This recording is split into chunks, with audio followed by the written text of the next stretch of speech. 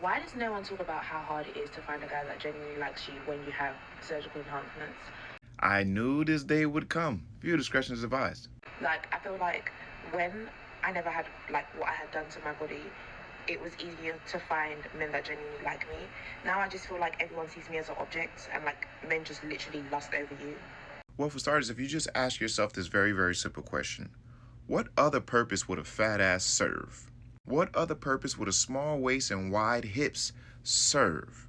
Because if we're being completely honest with one another, right, there's a biological wiring that men have, right? And then women have the same biological wiring, but just in a different way. So, for example, for women, right, a tall guy that is fit triggers your biological wiring and tells you, oh, he can protect you, even if he really can't.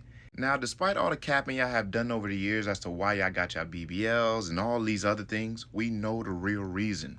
And that reason is the validation of men, whether y'all want to admit to it or not. This whole thing about I'm doing it for myself is cap. Now, although it was done indirectly, one thing still remains. There was a period of time where the BBL girlies had the game on lock. They were getting all the attention and affection from the men y'all deemed to be valuable. And so in turn, you felt inferior to them, and you knew the only way to compete with them at that point in time was to have what they had. And so now you go out into the world, you go to Dr. Miami or whoever the fuck you went to, just to fucking compete with these BBL girlies. But the thing about that is they never told you the downside to all this shit. And not only did they not tell you the downside, they played on all your insecurities and made it seem like if you didn't have a BBL, you were a nobody. They never told y'all the truth of what it's actually like to be in that kind of position. All they did was show all the trips, all the bags, all the dinner dates, all the getting flued out, and y'all bought it.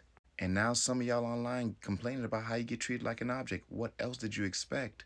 You didn't read the fine print of the contract before you got that body done, huh? But back to the biological wiring. As men, when a woman is curvy, when she's very voluptuous, when she's very busty, our biological wiring is triggered and says she is ready to be breeded. And in order to breed, you gotta have sex. So that's where the lust comes in. You did enough to your body to be seen a certain way.